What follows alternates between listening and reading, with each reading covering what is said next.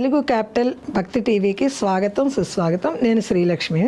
ఈరోజు మనతో శ్రీ శివకామేశ్వరి ఆనందమయ్య అమ్మ ఉన్నారు. శివకామేశ్వరి ఆనందమయ్య గారు నమస్కారం అండి. నమస్కారం శ్రీలక్ష్మి గారు. ఈరోజు మనము జగన్మాత వైభవం గురించి చర్చించుకుందాం అనుకున్నాము. అవునమ్మా. ఈరోజు ఏం ప్రారంభిస్తారు? జగన్మాత యొక్క వైభవాన్ని తెలుసుకుందాము.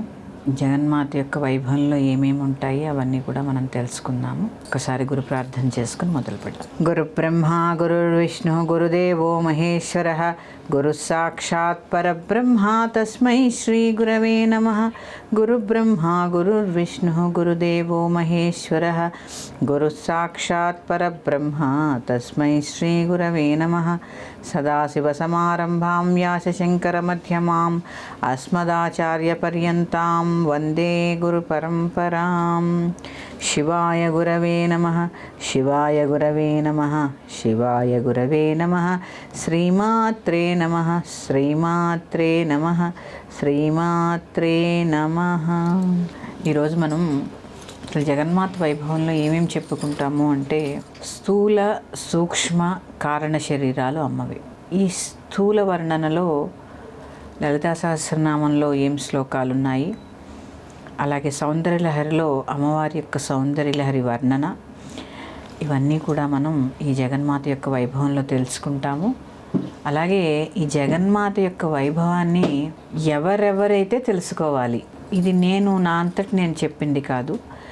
ఇది లలితా సహస్రనామం యొక్క పూర్వపీఠికలో హయగ్రీవుల వారు హయగ్రీవ అగస్త్య సంవాదంలో హయగ్రీవుల వారు చెప్పినటువంటి మాట. ఏం చెప్పారు? ఆయన అడుగుతారు, ఎవరెవరు వినాలి ఈ రహస్యనామ స్తోత్రం అని చెప్పారు కదా, లలితా రహస్యనామ స్తోత్రము, ఎవరెవరు వినాలి ఎవరెవరు వినకూడదు అని అగస్త్య వారు అడిగినప్పుడు, వినకూడని వాళ్ళు వేరే ఉంటారమ్మా, మరి ఎవరెవరు వినొచ్చో చెప్పినప్పుడు ఎవరెవరు వినకూడదో కూడా ఉంటుంది కదా. అదేంటి, జగన్మాత కదా, అందరూ వినొచ్చు కదండి. అందరూ వినొచ్చు, నేను చెప్పేది అందరూ వినాలనే. అగస్త్య హయగ్రీవ సంవాదంలో హయగ్రీవుల వారు అమ్మవారి యొక్క వైభవాన్ని ఎవరెవరికి చెప్పవచ్చో ఆయన చెప్పారు. ఏం చెప్పారు? ఆయన మొదలు పెట్టడం లోపాముద్రాపతే అగస్త్య అని మొదలు పెడతారు. ఇక్కడ ఎందుకు ఇది నేను చెప్పిన సంభాషణ అంతా మధ్యలో ఉంటుంది పూర్వపీఠికలో లలితా సహస్రనామానికి. నేను ప్రత్యేకించి లోపాముద్ర పేరు చెప్పడానికి కారణము రెండు విషయాలు. ఒకటి, మనం జగన్మాత గురించి చెప్పుకుంటున్నాం కాబట్టి ఆ లోపాముద్ర తల్లిని కూడా ఒక్కసారి తలుచుకున్నట్టు అవుతుంది. ఎందుకంటే అమ్మవారి యొక్క మహోత్కృష్టమైన శ్రీ విద్యా ఉపాసకుల్లో లోపాముద్రాదేవి ఒకరు. లోపాముద్రాదేవి ఒకరు. లోపాముద్రా విద్యే ఉంది శ్రీ విద్యలో. అంటే ఆవిడ అంతగా అమ్మవారిని ఆరాధించింది. నేను మీకు ఋషికల గురించి చెప్పాను ఒకసారి. ఆ ఋషికల్లో ఈ అగస్త్యుల వారి యొక్క భార్య ఈ లోపాముద్ర ఒకరు. ఆవిడ అమ్మవారినే తపస్సు చేసి అమ్మవారి ద్వారా మంత్రం పొందిన మంత్రద్రష్ట లోపాముద్ర. ఆమె అమ్మవారి నుంచే మంత్రం పొంది అగస్త్యుల వారిని పెళ్లి చేసుకోవడానికి అమ్మవారినే పార్వతీదేవిలాగా అమ్మవారినే తపస్సు చేసి అమ్మవారి నుంచే మంత్రం పొంది ఆ మంత్రాన్ని తపస్సు చేసి అగస్త్యుల వారికి భార్య అయింది లోపాముద్ర. అందుకనే లోపాముద్ర అంటే అమ్మవారి యొక్క భక్తురాల్లో శ్రేష్టమైన లోపాముద్రాపతే అగస్త్య అని చెప్పారంటే, ఇక్కడ మనం తెలుసుకోవాల్సింది, అందరూ అనుకుంటారు స్త్రీకి వేదాల్లో ప్రాముఖ్యత లేదు, ఇవ్వలేదు. కాదు, స్త్రీకి చాలా ప్రాధాన్యత మన వేదాల్లో ఖచ్చితంగా ఇచ్చారు. అందుకనే దీని నుంచి నేను మొదలు పెడుతున్నాను. లోపాముద్రాపతే అగస్త్య విను, ఎవరెవరికి అమ్మవారి గురించి నువ్వు చెప్పకూడదు. న శఠాయ న దుష్టాయ నా విశ్వాసాయ కర్హిచిత్ శ్రీమాతృభక్తియుక్తాయ శ్రీ విద్యా రాజవేదినే. ఎవరైతే శఠులు అంటే మూర్ఖులు, నేను పట్టిన కుందేటికి మూడే కాళ్ళు అంటుంటారు చూసారా, అవునండి, వారు శఠులు. అలాగే న దుష్టాయ దుష్టులు అంటే తెలుసు కదా మనకి. అలాగే నా విశ్వాసాయ కర్హిచిత్, ఎవరికైతే అమ్మవారి యందు విశ్వాసము లేదో వారికి చెప్పకూడదు. మరి ఎవరికి చెప్పాలి? శ్రీమాతృభక్తియుక్తాయ శ్రీ విద్యా రాజవేదిని. ఎవరికైతే శ్రీమాత యందు అమితమైన భక్తి ప్రపత్తులు ఉంటాయో వారికి మాత్రమే నువ్వు ఈ రహస్యనామ స్తోత్రాల్ని వివరించు. ఈ సంభాషణ నేను ఇక్కడ తీసుకురావడానికి కారణము, మనము కూడా ఈ యొక్క జగన్మాత యొక్క వైభవాన్ని అంతే భక్తి శ్రద్ధలతో వినాలి, ధరించాలి అని అందరి యందు ఆ అమ్మవారి కృప ఎల్లవేళలా ఉండాలని ఆ అమ్మని మనస్ఫూర్తిగా తలుచుకుంటూ, అమ్మవారి యొక్క లలితా సహస్రనామంలో అమ్మవారి యొక్క ధ్యాన శ్లోకాన్ని చెప్పుకుంటూ, అలాగే ఈరోజు నవదుర్గల యొక్క విశిష్టతని చెప్పుకుందాం. సరేనమ్మా. అమ్మవారి యొక్క ఒక ధ్యాన శ్లోకం ఈరోజు చెప్పుకుందాం. సింధూరారుణ విగ్రహాం త్రినయనాం మాణిక్యమౌళి స్ఫురత్ తారానాయక శేఖరాం స్మితముఖీం ఆపీన వక్షోరుహాం పాణిభ్యాం అళిపూర్ణరత్నచషకం రక్తోత్పలం బిభ్రతీం సౌమ్యాం రత్నఘటస్థరక్తచరణాం ధ్యాయేత్ పరామంబికాం. మా గురువులు జగన్మాత యొక్క వైభవాన్ని చెప్తున్నాను అనగానే మా గురువుగారు అందరూ చెప్తున్నారు, తల్లి నువ్వు తన్మయత్వాన్ని పొంది చెప్పు అని చెప్పారు. అందుకని ఆ గురువు యొక్క ఆశీస్సులతో ముందుకు వెళుతున్నాను. ఈ యొక్క శ్లోకాన్ని యొక్క అర్థం తెలుసుకున్నాం. మామూలుగా మనకి సింధూరారుణ విగ్రహం త్రినయనాం మాణిక్యమౌళి స్ఫురత్, ఇక్కడ సింధూరారుణ విగ్రహం అంటే అరుణము అంటే ఎరుపు, అవునా? అవునండి. సింధూరారుణ విగ్రహం త్రినయనాం అంటే సింధూరం వంటి ఎర్రనైన శరీరంతో, త్రినయన 3 కన్నులతో, మాణిక్యమౌళి స్ఫురత్ మణులు పొదిగిన కిరీటంతో, తారానాయక శేఖరాం చంద్రవంకను ధరించి, స్మితముఖీం చిన్న సన్నటి నవ్వు నవ్వి, ఇలాగ మనం చెప్పుకుంటున్నాం. అమ్మవారు ఎట్లా ఉంటుందో వర్ణించు. అసలు దాని యొక్క ఆంతర్యం ఏంటి? అమ్మ ఎందుకు అట్లా దర్శనమిస్తోంది? ఇక్కడ చూడండి, బాహ్య వర్ణన చెప్పారు. ఇప్పుడు మనం అంతర్ముఖంగా, అందుకే మనం ఏం చెప్తాం, లలిత సహస్రనామం చదువుకున్నప్పుడు అంతర్ముఖ సమారాధ్య బహిర్ముఖ సుదుర్లభ. అమ్మని అంతర్ముఖంగా పట్టుకోవడం చాలా సులువు, బహిర్ముఖంగా మీరు ఎంత వెతికినా ఆవిడ దొరకదు. ఈ అంతర్ముఖంగా ప్రతి శ్లోకానికి, అందుకే ఇది రహస్యనామ స్తోత్రం ఎందుకు అయింది అంటే ఇందుకే, రహస్యంగా దానికి అంతర్ముఖమైన అర్థము. అర్థాన్ని నాకు తెలిసినంతలో నేను చెప్పడానికి ప్రయత్నం చేస్తాను. ఇక్కడ సింధూరము అంటే అర్థం ఏంటి? కాషాయ రంగు, అవునా? సింధూరం.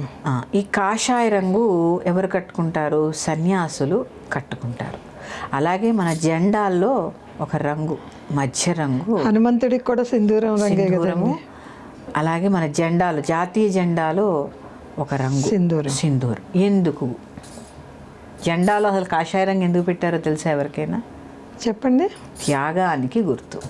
త్యాగానికి గుర్తు. ఈ లలితా సహస్రనామం అంటేనే అమ్మ యొక్క 1000 నామాలు అనుకోండి. అమ్మ ఎలా ఉంటుంది? త్యాగానికి గుర్తు. ఇక్కడ అంటే ప్రతి స్తోత్రాన్ని, ప్రతి సహస్రనామాన్ని మన కోసమే చెప్పారు అనడానికి ఈ ఒక్క ఉదాహరణ చాలు. అమ్మ అంటేనే త్యాగం. అవునండి. మన త్యాగం యొక్క ఫలితమే మన సంసారం, మన పిల్లలు. త్యాగంతో అమ్మ బుద్ధి ఎట్లా మొదలవుతుంది? త్యాగ నిరతితోటి మొదలవుతుంది. స్త్రీమూర్తులందరూ కూడా తెలుసుకోవాలి. త్యాగంతో అమ్మ పుడుతుంది. అమ్మ అంటేనే త్యాగం. తన పిల్లలకి జన్మనిచ్చినప్పుడే త్యాగం అనేది మొదలవుతుంది. ఎంత కష్టపడుతుంది కదా. అవును, కుటుంబం కోసం సర్వస్వం కష్టపడుతుంది. తను చచ్చి పిల్లలకి జన్మనిస్తుంది ఒక రకంగా. మరి త్యాగమేగా. అయినా కూడా ఆ పిల్లల్ని చూసి ఆనందపడిపోతూ ఉంటుంది.